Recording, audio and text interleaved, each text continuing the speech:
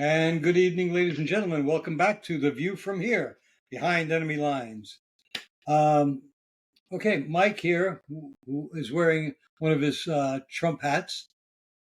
It says, don't blame me, I voted for Trump. Cool.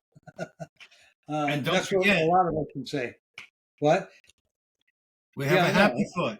I was about to do that. We're gonna open this show with another happy thought. I wanted to point out his cap first, but we're gonna start the show as we have been doing lately with a happy thought. So happy away.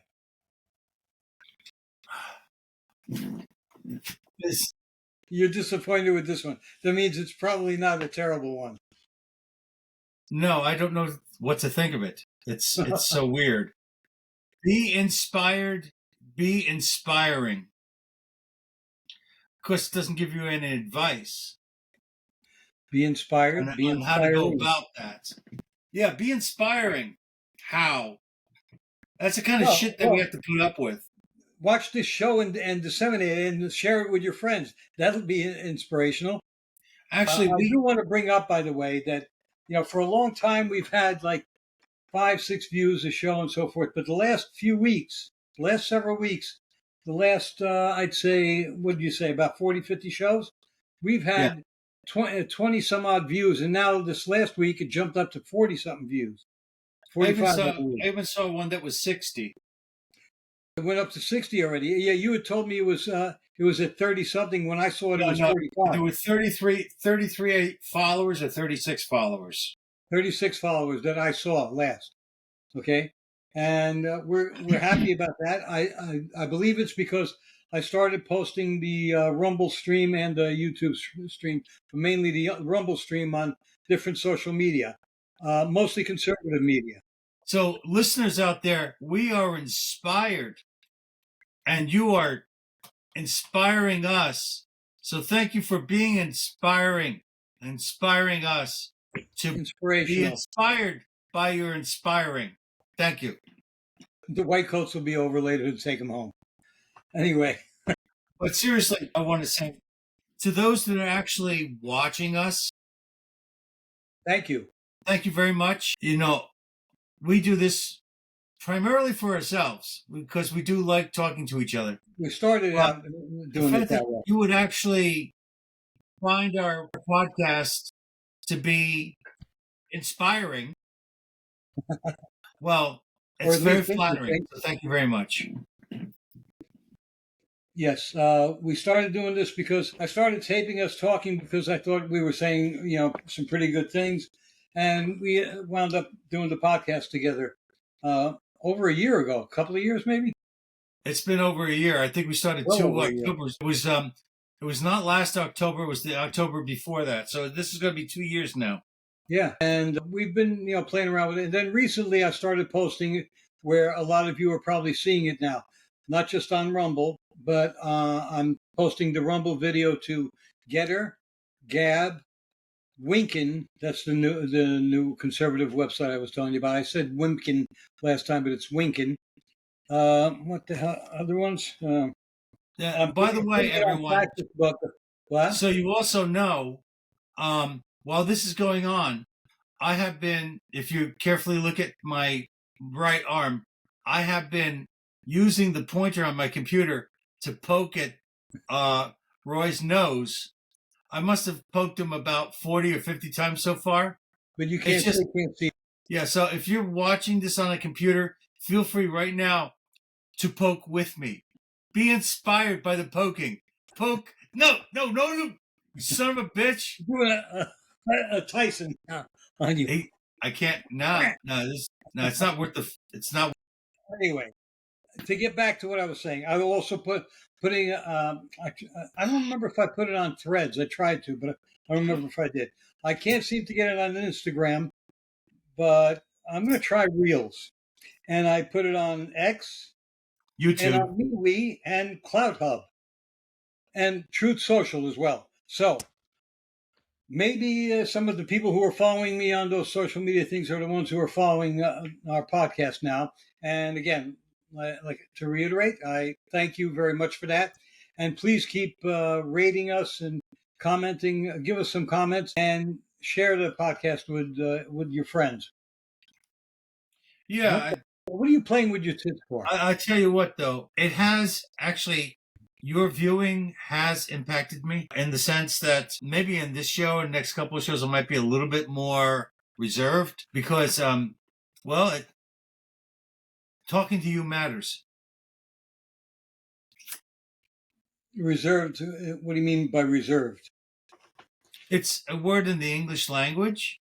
It means. Are you talking about being more serious than humorous? Well, when you're reserved, in my mind, it is simply a person who is being more aware of their social impact upon others.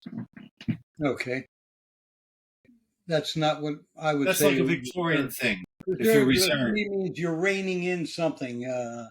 You're not letting go. well, okay. Here's the thing: all words have their own special meaning for each people. I mean, we may have a dictionary. Very special. Well, the thing is, we may have a dictionary, and there was an excellent movie with Mel Gibson about the first dictionary ever made. But the thing is that Mel Gibson. What Winchester? Yeah, it was the professor and the madman. Yeah, about Winchester. No, what was it? Winchester was the professor, right? I think it was the college in England, which is Cambridge. Oxford. Okay. Oxford dictionary. It was an amazing story. But I didn't know Mel Gibson made that film. He was in it. He was the madman. Okay, I forget who else was in it, but I'm a big Mel Gibson fan for a number of reasons. And I would imagine that a lot of our viewers who like our show are probably Mel Gibson fans as well. Right. Yeah. But the thing is that that's an excellent movie. It's not one I would have thought I liked, but I did. And it was very cool. But again, for me, being reserved means to be like a little bit more held back, a little bit more aware of what you're saying, being a little bit more formal. That's what it means to me. Actually, I think the last few shows, even when you throw in our crazy humor, you've been very erudite, I'd say. Yeah, that's been happening in my life. There's because my game success has actually kind of knocked me out of my familiar behaviors, and now I feel more professional. Yeah, well, I feel more public. I feel like what I say matters now. I'm not just somebody just living their life. I actually have an impact on the world. So, I mean, that's one of the things I've always wanted. Well, remember, I wouldn't have started this podcast with you if I hadn't thought that what we were saying could be impactful to others to begin with. I understand that. We talk about a lot of subjects and different subjects. Sometimes we seem to go in a circle in the same circle, but talking about different points in that circle. Well, actually, overall, the funny thing is, COVID brought us together because what happened is that I believe I don't know who contacted each other first. I'd like to think I did. I did. Okay, because I saw you on Facebook and I asked, "Is this the same Mike Salvaggio from ba ba ba ba?" And I should have said no, but okay. Yes, but the thing is that you screwed up both our lives. Well, the reason why I said COVID is because I made connections with a number of people that I had literally discarded in my life. And all of a sudden, the COVID event brought home to me that people are the most important things in the world when it comes to human life. And the thing, and I hadn't been actually reckless with my life, but I have made some mistakes, and I meant to draw them up. I understand that. I'm just letting people know where I was coming from. So I contacted my niece and a few other people, and my social network has grown because of that. So what they call the event, which we've beaten to death talking about that, The Plandemic, yeah. shook me up enough to all of a sudden I learned a couple of things. Number one, you need to hold on to your friends and family more. And another thing is you're never as prepared as you think you are. And another one is you're on your own. And and then the 10,000 other things that we learned from a lying sack of shit Fauci. And the government that was supporting him. That's one of the reasons why Trump made some bad decisions during that period, because Fauci advised him. Yeah, well, And nobody knew at the time that Fauci was such a scumbag. And even though, some people in the know knew about how he screwed up the AIDS epidemic back in the 80s. However, most people, if Trump had not listened to Fauci, all right, here he is, the head of the CDC. And if he had not listened to him, imagine the uproar he was already getting attacked by media and Democrats for all kinds of things. Imagine if he said, "Oh no, don't worry about this pandemic." I understand that. It's just that that's not how Trump operates. Trump behaves as he thinks he should, not as he thinks others want him to. Right. Because the thing is that he did the best he could, given the expert advice that he was given. And, and I was right along there with him, because when I was getting the data in, I you heard these horror stories about what was going on in Italy. There were hospitals completely flooded with patients. And I thought this was another Spanish flu. Yeah. We were led to believe that. Yes, we were. And then it was fabricated by these governors going ahead and pushing these sick people into elderly facilities, and then coming up with false tests to make it appear as though other forms of death were due to the relationship with the vaccine. Yeah, that year there was a miracle that not one single death occurred from the flu. Okay, and heart attacks almost disappeared also. And what's the third one? Even car accident. Even the guy who was shot, what was it, 14 times, and they said he died of COVID because he had, when they autopsied him, he had the COVID virus in his system. Well, later on, they found out that those machines that they put people on were actually killing people. Yeah, because it was pushing the virus deeper into their lungs. Right. So the thing is that, and there were medical experts that were informing us, but the media was stifling them, and they were being persecuted by the powers that be, and then all of these fallacious mandates came up. I'm the governor, you should listen to me. No, clearly not. Yeah, and also remember people like not Andrew Cuomo, his brother, saying that you can't listen to this alternative media. You have to listen to us, the mainstream media, or the lamestream media. Legacy media is a more proper term. That was like some sort of psyop governor thing, where you're doing your programming, going, should I look over here? And then all of a sudden the program kicks in and goes, no, alternate media bad, stay away from it. Okay, that's how it's done. It's like, and the thing is, human beings can be the most magnificent, most noble creatures if you simply treat them with truth. Yes, but that wasn't their purpose. Their purpose was to see how far they could go in controlling us as a people. And I'm sure they were shocked and amazed, pleasantly surprised at how easy the country fell into their trap. Yes. The thing is, Trump, for example, had said, okay, we're going to do a shutdown for 15 days. That 15 days turned out to be a long, long time because Fauci and the new administration kept doing it. Remember Biden saying everybody has to get vaxxed, this and that, and then we're losing our patience. What a fucking dictator! For some people, it still hasn't ended.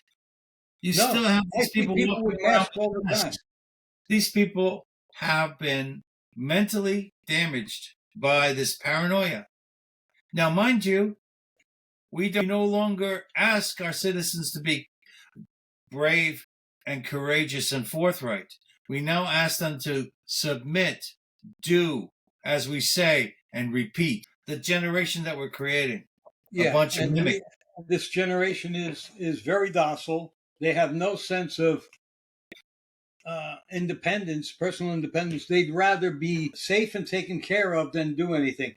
It was interesting. I was listening to wasn't it the Bill Whittle episode I sent you where it said he was saying that human beings need a purpose. They need something. So if you're given something like everybody gets a trophy, but not just the winners, everybody gets a trophy, it means nothing.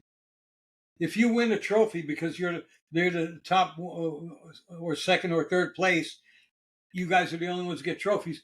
That means something. But if everybody gets a trophy, suddenly it doesn't mean that much. The point of You a have to earn trophy it. is There's a sense of there's a sense of satisfaction when you accomplish something.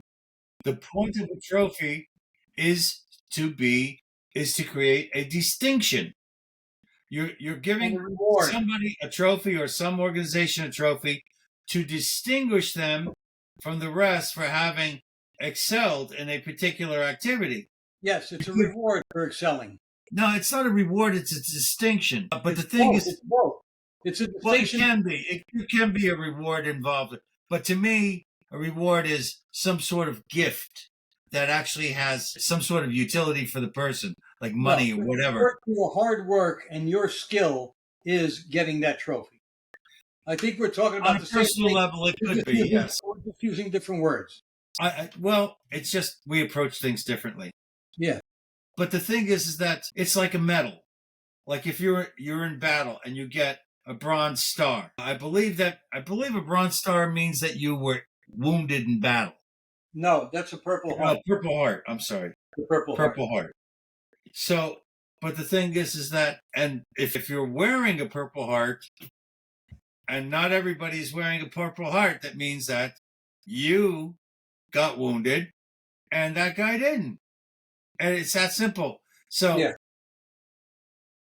I was having problems with that in the very beginning because they were handing out trophies to everybody who ran the race instead of just the winners. So there's no reason to excel. Well, You're look, teaching people. look at kids' sports. You haven't seen it.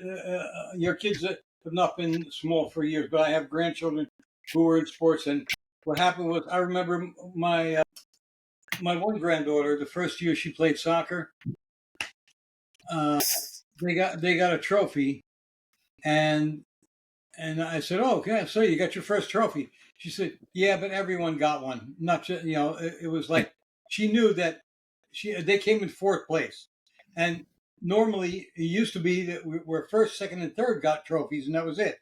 And she came in. Her team came in fourth place, and she said everybody got a trophy. All the teams got trophies.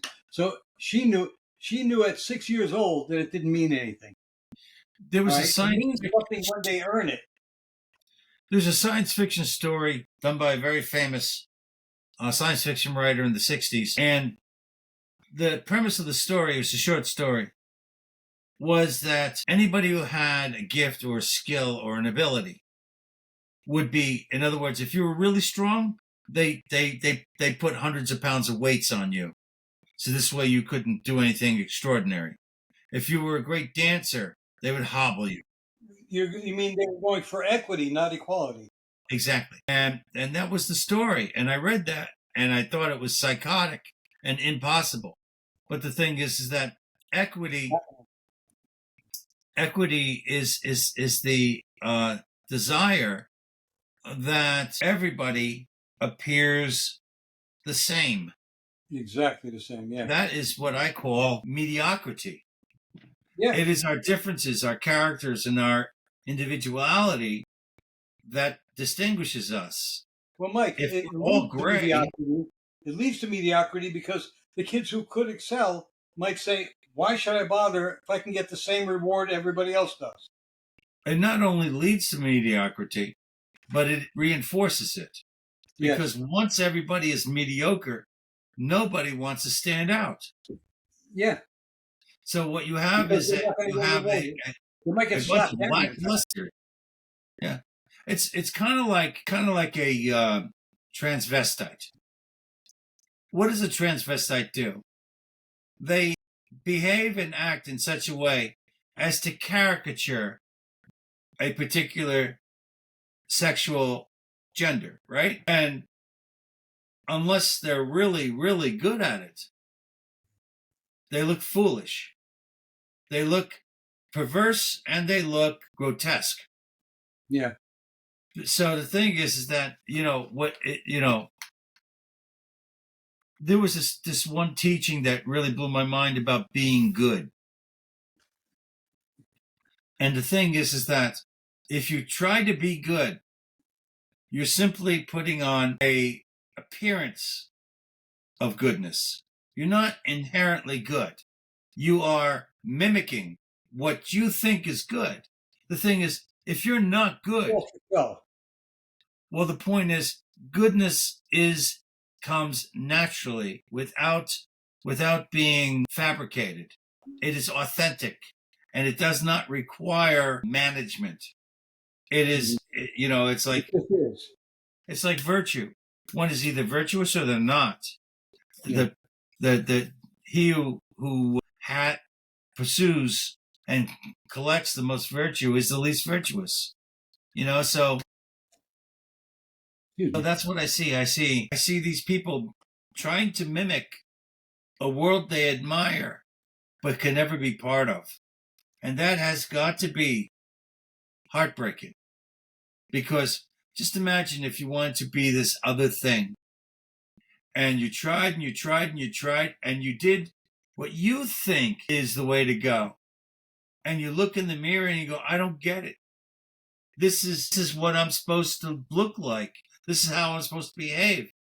And nobody agrees with me. Well, that's a mixed bag because it's not bad to have an ambition to become a certain way. Okay, that's not bad. The thing is, if you're not going to be genuine about it, which is what I think you're talking about, then it becomes a phony facade. Okay? It's like the difference between jealousy and envy. Jealousy is the desire to possess what the other person owns. Whereas envy is when you look at another person's situation, you want to emulate that. You don't want to take shit. No. Envy and jealousy in that case are the same because if you're envious of someone, you want what they have rather than using it as an inspiration and being inspired and saying, I want to have not what they have. I want to have something like them. I want to be on the same level. Not that you want to take away from them or that you resent them for having it. Yeah. Envy is you resent them for having it that you don't have it. You want what's there. Okay? That's jealousy. Yeah. That's not how I... Well, jealousy is more of a possessive thing, really, having to do with relationships between men and women. You want what they have. It is a egocentric thing. In other words, if you see a pilot flying, you envy that pilot. That's not a bad thing. You wish to become that pilot. When you're jealous, you have a certain disdain. All right. Yes, all right. I understand the distinction you're making. Okay, yeah. I'm making the same distinction, but with a different word. It is true. And the thing is that I understand the word has numerous... Doesn't the Bible say not to be envious or something? Well, here's the thing. Envious if you want what they have rather than I want to be like them. For me, the word envy, if used in the proper way, is the desire to emulate the life or the wisdom or whatever that somebody has without actually being interested in procuring their stuff. In other words, well, that's what I've been saying. You're saying jealousy. You're describing that as jealousy. No, jealousy is when there is a maligning. Jealousy is a negative. Jealousy is why does that person have it and not me? They shouldn't have it. I should. Now, envy can turn to jealousy. Yes, that's what with the point I was making. So you have to be careful. There's a fine line. Yeah. See, that's why I don't like to use the term envious. Being envious, I like to think of it as being seeing that person as an inspiration to what you want to do, giving you an example of where you want to go. Well, that's a lot of words. I'd rather use envy. But Well, that's like the meaning between rock and stone. Most people don't know the difference between those two words. yeah. Well, Jesus didn't tell Peter you are stoned. Well, He rock, might have said you're stoned. You've been smoking too much weed, but stone is a material, like wood is a material, and a rock is an individual type of. gathering up of that material into a particular single form. So I you're look, saying that a rock is made of stone, yes, but a stone is not made of rock? a, a stone is a material. It's like saying the table is made of wood, but Okay. it Okay. So it could be, oh, I see. So the rock could be a pine table or a redwood table or an oak table, like that. In other words, rock, it's a granite rock, it's a shale rock. They actually say shale stone, though, I think. well, as I understand it, rock is a portion of stone, whatever that is. Because the problem is that So there's what came many. first, the rock or the stone? Well, the problem is that it's like flesh. There's many different types of flesh, but they're all You called wasted flesh. pig, you. So I'm just saying, there's No, igneous no. rock, there's this, that, and the other thing. I don't know, man. And the thing is, we do use the words interchangeably most of the We time. So do. That's the confusing part. But that's not. All right. I think we wasted enough time on that. I don't think it was a waste. I mean, the We reason spent enough why time. people How's actually listen to us is because of these silly little conversations. that? True. Okay.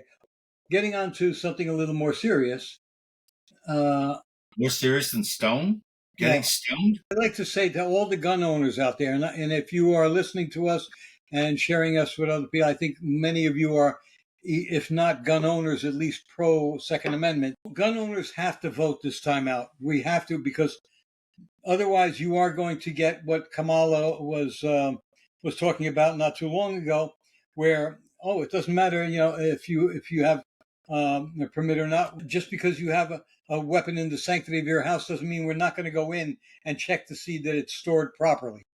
I really don't know any complacent gun owners. The gun owners, because of the laws that they have to live with and constantly deal with, I would and have thought risk. that too, but I'm listening to the podcast, the Gun for Hire podcast.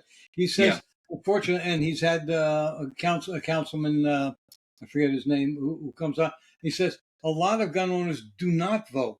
A lot of hunters do not vote. Okay, a lot of yeah, fishermen don't yeah, yeah. vote.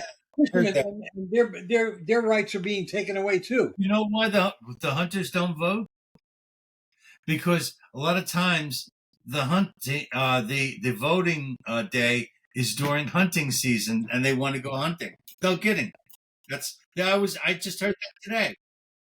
Yeah, That was I agree with one thing that the Trump campaign came up with. Somebody in the Trump campaign came up with. I don't know if it was Trump himself or somebody else. It might have been J.D. Vance. Uh, they said what we should do is election day should be a holiday, and you should have to go vote. that's been a There conversation are for countries where it's mandatory to go vote. Now over here, it's going to be more Australia difficult. used to be that way. However, what you could do is you will get a bonus from your employer for the day if you show proof that you voted. In other words, you can have the day off, but you're not going to get paid for the day unless you show them that you voted. Right. Okay? You didn't vote, you lost a day of work. I think that would be a good way to get a lot more people out there. We've got 300 some odd, what is it, 375 million people in this country now, and only 100 something, a thousand of them, 100 something million of them vote. I mean, sure, a lot of them are underage and so forth, but you should be able to get, I think, closer to 200,000, 200 million rather, people voting. Almost, half or more than half the population. Well, I hear that kind of conversation over and over again on these commercials and stuff. People out there saying, get out and vote, get out and vote. I think everybody's pretty much heard that message. I think those that are going to go out are going to go out. Those that are not are not. And that's all there's to it. A lot of people think, oh, it's useless, isn't that? But here's the thing. With 11 million illegals, and now, did you hear some government, the Biden regime is suing to, one state said it was illegal to, in Arizona, I think, they said it was illegal for illegals to vote. And the Biden administration is suing them to let the illegal aliens vote in our elections.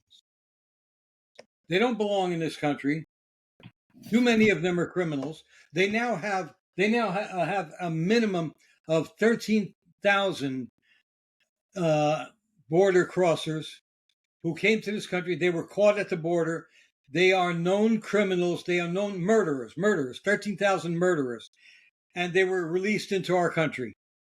Estimates are that there are about 100,000 or more murderers in our country. Well, as far as I'm concerned, it doesn't deserve, the subject does not deserve discussion. It's quite simple. American citizens will vote for American elections. State citizens will vote for state elections. City people will vote for theirs, county people, whatever. The point is, shouldn't vote at all. If you're not a member of the group, regardless of whether it's election or something going on at the PTA, you shouldn't be able to vote. And only the people that are directly connected to whatever it is that you're voting for should be voting, and that's it. And this idea that we have to explain the wrongdoing here is like, we're not dealing with imbeciles. They're doing this to simply undermine the American people. So they don't deserve a conversation. Right. They're doing it to guarantee that no Republican ever wins another election. Well, period. The thing is that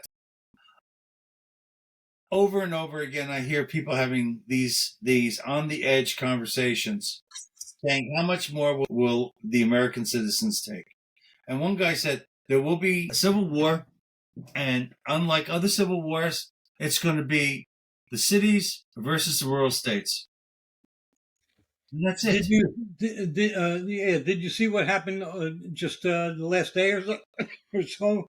Hurricane Helene went through the southeast, killed at least 60 people from what I've read.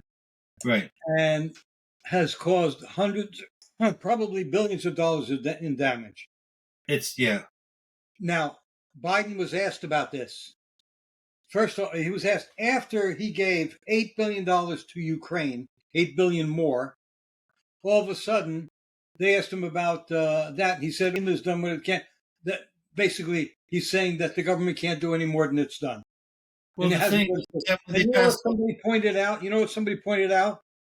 If you go to the FEMA website, you will see a little logo there that shows a man and a woman, I think a black woman or what, and it says, "Our primary purpose is equity."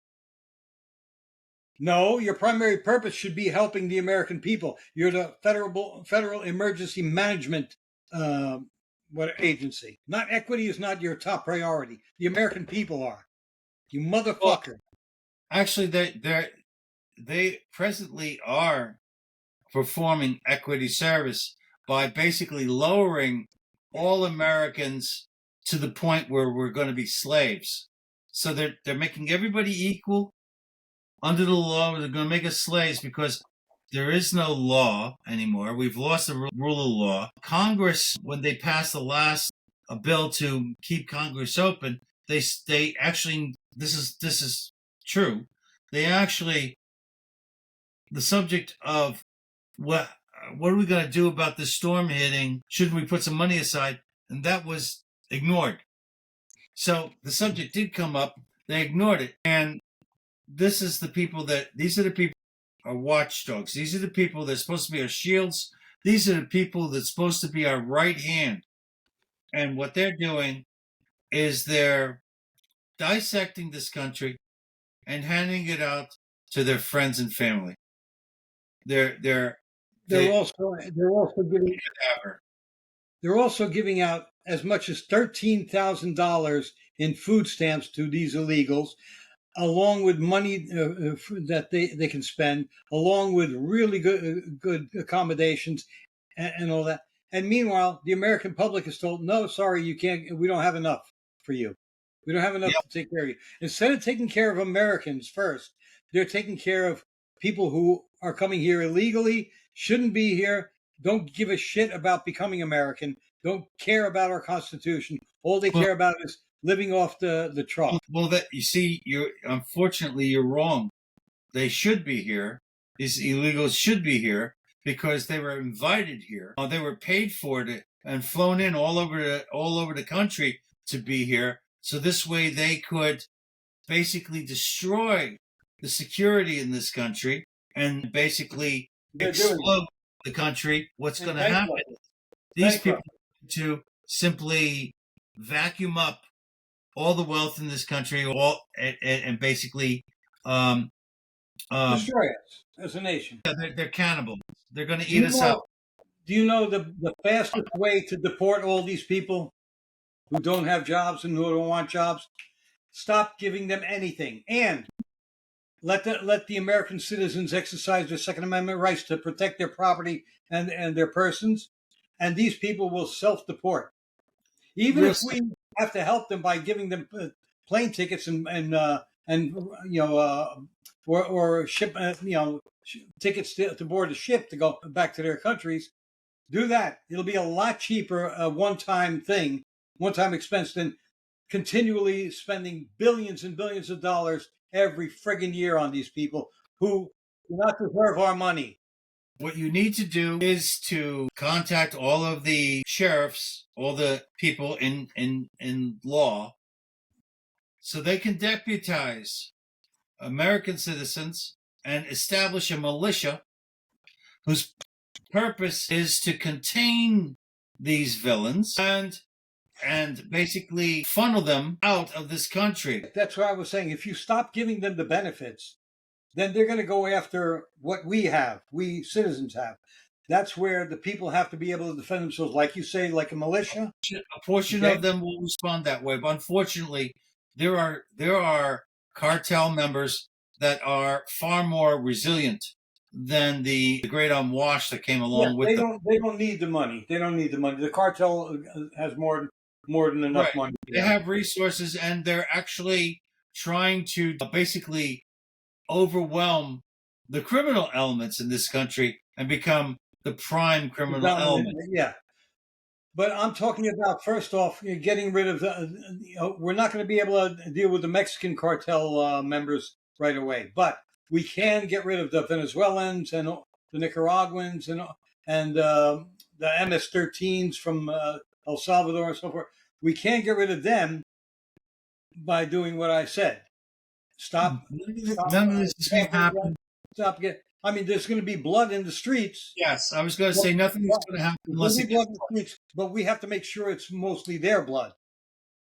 That would be nice. But the thing is that at some point, actually, it's the only way to save the country, really. I was thinking about the psychology that's required in order to be one of these freedom fighters. And the thing is that the average person, myself included, is not I don't know, whatever it is. Like, there's some people that are, I've bumped into people that are inherently violent. And you could smell them. You could smell that you recognize them immediately. You're talking about any people, not necessarily illegals or whatever, right? Right. In other words, there are some people that are just capable of violence, and it's not a problem for them. The majority of people, like myself, I mean, we talk about that stuff all the time, but the fact of the matter is, I don't, you know, I don't want to do it. So the thing is that I I will Most do people it would if I happily have do it, to. I but then think. you have a problem because they might want to take over. Well, the thing is that the first the first crack in the ice is the hardest. So at some point, if you're pushed to your limits and you have to behave in a Uncivilized brutal manner. way, yeah, um, that first time is going to be a radical shift in your nature. It's just you're going to be coming out of nowhere. So that's the first one. It's like if you get a bunch of soldiers and you drop them off at this location, like in D-Day and stuff, and the first group that came in, they were all virgins for the most part. They never Had shot combat. anybody, etc. But the group that survived that battle, they were Became veterans. killers. They were killers. So the thing is that you're going to lose a portion of society. We were already losing people, but those are the victims. So until the American people pull their head out of their ass, be vigilant, trust no one, and carry a means of protection at all times when possible. Yeah. By the way, I don't know why this came to mind. I saw a meme today. It showed a couple of soldiers from Vietnam, and it said, that old guy who wears the Vietnam veteran's cap? That guy Yeah, was more of a badass than you'll ever be. right. That's true. Yeah, at one And time. Yeah.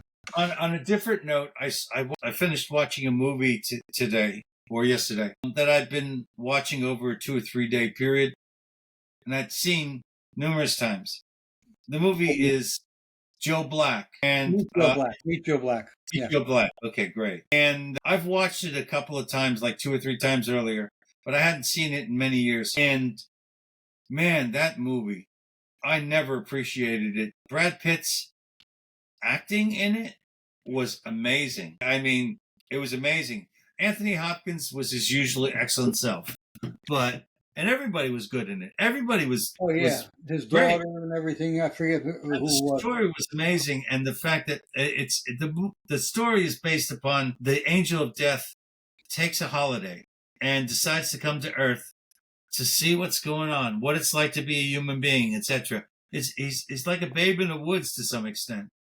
I described him today as if a scientist went into his own petri dish and walked around and was looking at all the paramecium and stuff, full blown. But Okay. just a really it was an experience watching it again for the third or fourth time, Uh-huh. and I forgot. I never realized how truly rich the movie was. And the funny thing is that Brad Pitt's character is interesting because he's vulnerable, but he's also godlike, and it's an interesting thing to experience from an actor. That's a lot to ask. I mean, he's He's walking around. yeah, he's what we call it, all powerful practically. So I just like the way he was talking to people too. It was always very engaging, and everything was very very friendly. yeah or at the very least Gentle. Yes, yes, he was. just a great little movie. It's like Anthony Hopkins was great. gentle, like people with power, with devastating power. They know they don't have to prove it all the time. They are Like that. sure of themselves. They don't have to prove that they're the tough guy on the block. Some of your best bouncers are gentle because by being gentle, you don't become defensive, and therefore they cut down on the odds of getting into a fight. Yeah. It's like, listen, you're going to have to go. I'm sorry. I don't want you to go, but that's the rules. You got to go. And it's Yeah. like, Meanwhile, generally the bouncers are a lot bigger than you. The guy who's talking to you. I got thrown out of a bar by a 5'6" bouncer, Oh, but he was as wide as he was tall. This guy had a set of shoulders that was absolutely wrong, and he was real gentle with me and everything. And I said, I don't understand. It's a fucking bar. You're supposed to be able to get drunk in a bar. Why the fuck do I have to leave? He goes, you gotta go, man. There's a lot of very nice people here, and they're just not used to that. So basically, he slowly walked me you out. talking But to go instead of throwing you out on your ass. yeah, it was. I got thrown out of a bar more than once. I got thrown out of a bar on St. Patrick's Day. I'm not much of a drinker, so what happened is that I bought a bottle of what was that? Southern Comfort. Oh man! And yeah, I don't know. I was drinking it straight, and I went into the bar and I bought some more drinks, and I was a mess. And they threw me out of the bar. I says, "This is where you're supposed to be when you're drunk." I never understood it. You throw me out of the bar because I got drunk here. It's like saying you can't go to sleep when you rent a room. It's just, I don't know. Just really, I never understood that sort of thing. There's some things that's like a guy got arrested because he was drunk and he was walking back to his motel room. He got arrested for public drunkenness. Public And drunkenness. he was walking. Yeah, because he was walking back to his room. How's he supposed to get back to his room? Another guy got arrested for drunken driving.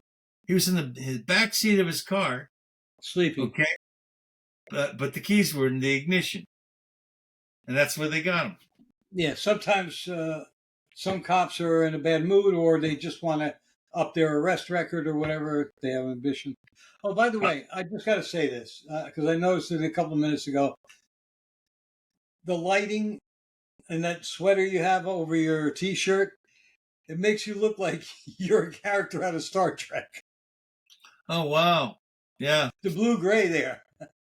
Captain Okay. All you need is the little insignia here.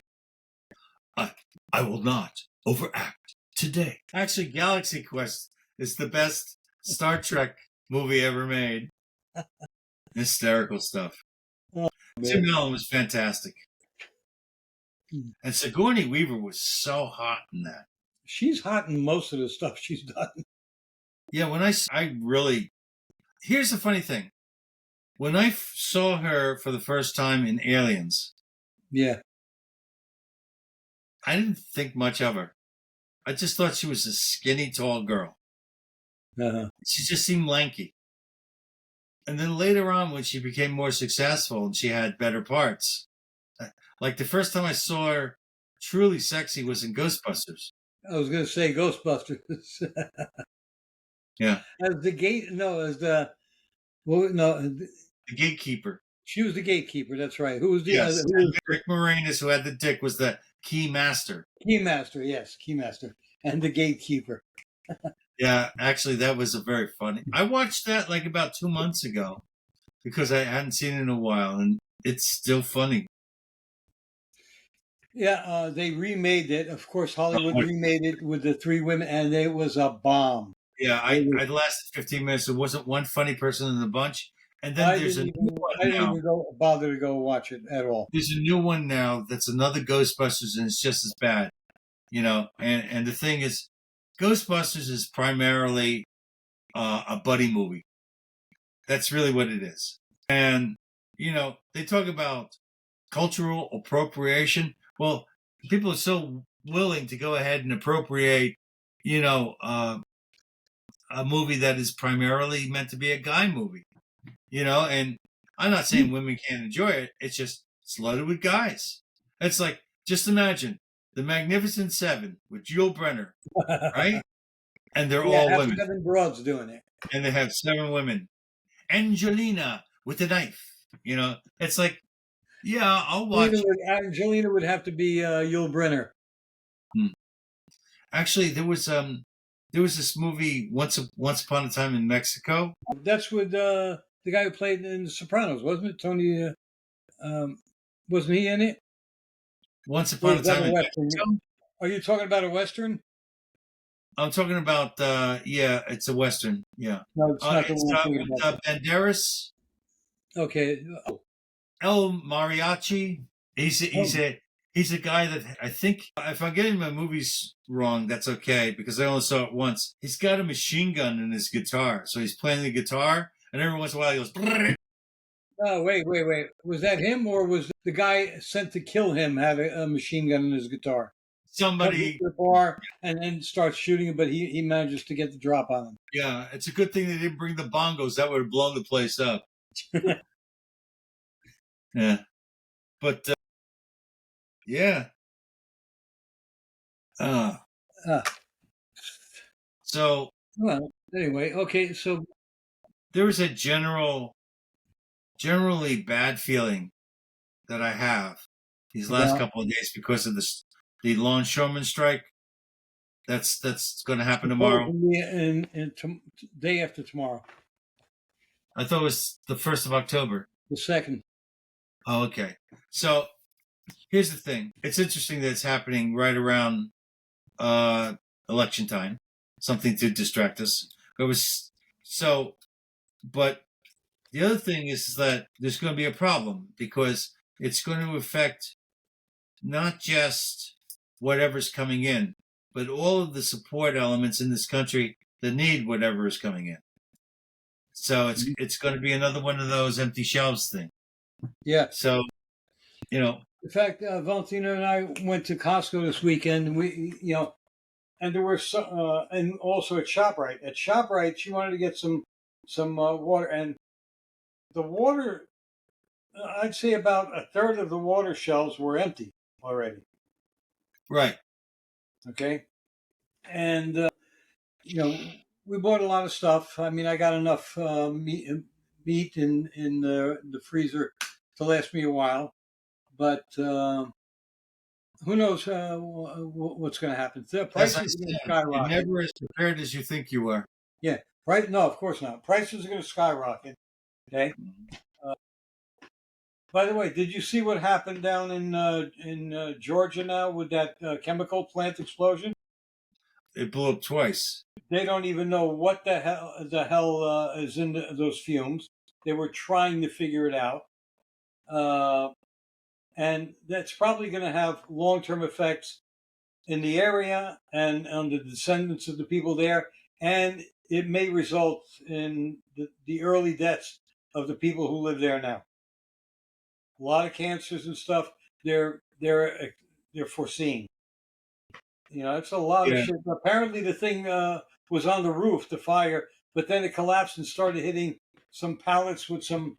When the water hit, some pallets reacted with the water and also burst into flames.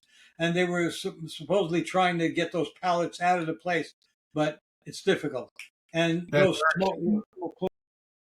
that hurricane was one of the worst in many years. There were some sections that the water rose 21 feet. I haven't read any details on that, but I know Yeah, that they have at least 60 over dead. 90,000 homes without power. That means, whatever emergency food you got or whatever that is, that's dead. Yeah, You better unless it's what is it, vacuum packed survival freeze. food. Spam lasts forever. Canned food is not horrible. Freeze dried is the best overall when it comes to long term. Oh yeah, they're freeze dried in the vacuum packs. Yeah, I don't eat rice and I keep it for emergency purposes. I don't I eat eat it. rice, but the other I'll day, eat it if I'm hungry though. last weekend, I opened up a 25-pound bag, and I put it all in glass jars. Hmm. Well, I have mine in plastic containers, and To keep bugs out, what I do is I put in I a don't couple of probably things of bay leaves in each container. I have cloves of garlic in with the That's bags. supposed to help too. Garlic and bay leaf uh, Mhm. supposedly kills the bugs, but I find I say fill the whole thing with sand, and then cover the top of it with plaster of Paris. oh, jeez.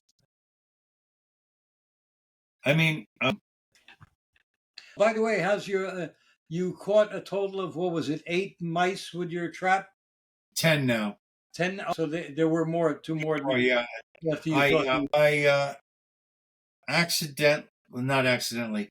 I underestimated their ability to get into small places, and that there's like They could this. crawl through a little thing like this. I didn't know that, so I just figured okay, and so they got in again. So that's why I said you've got the rice in plastic bags. Check it, man. Make sure you don't have a nest in there. no, those are in the garage in plastic containers. Yeah, those are in containers. Okay, good. Yeah. All right. Yeah, actually everything now is in some sort of hardened container. Yeah, okay. A sealed container is good. Metal, hard plastic, or glass, depending upon. I mean, everything's filled now. Okay. So I think that's it. Yeah. All right. I think we're done for tonight. We've gone about just a little over an hour. So I hope that the people listening and watching enjoyed this episode as well as the others you've watched and liked. And please like and rate the show. Share it with your friends. Share it with your enemies if you don't like it. Because if you don't like it, then your enemies probably would like it. So it's a win-win for us. And be inspired, being inspiring. Okay. So inspire those who need inspiring. So this way they can inspire somebody and so on. It's a pyramid scheme of inspiring. That is, be inspired, inspire, be inspired, inspire. And you just like, before you know it, you have the God eye on the dollar looking at you. So that's really. I hope we've inspired you by some of the things we talked about tonight. And please, I hope I inspired you to go out and vote this year. Every election we hear, oh, it's the most important election of our lives. Is that?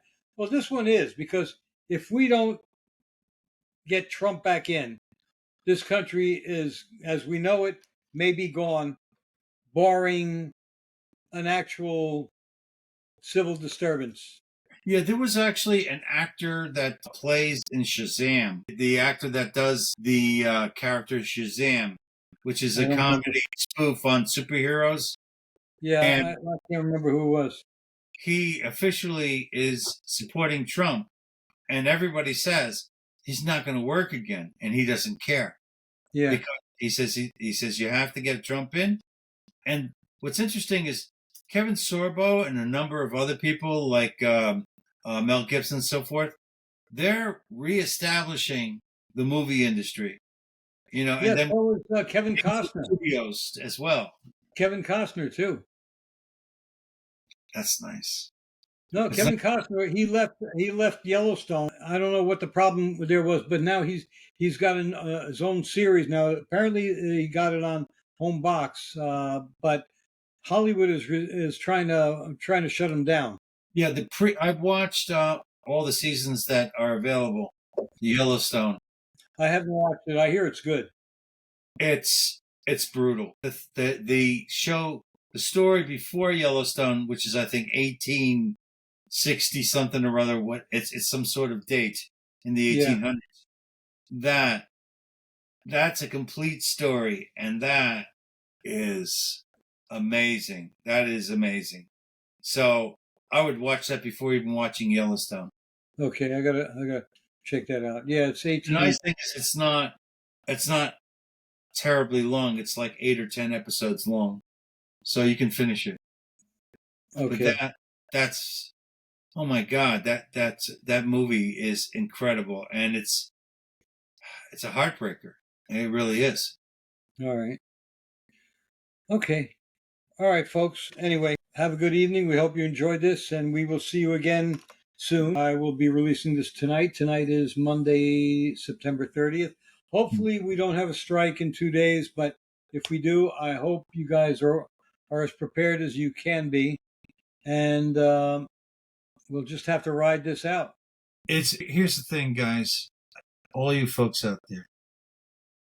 The most important thing that you can do right now for everybody, including yourself, is to connect with people of like mind and like spirit. Strengthen yourself through community.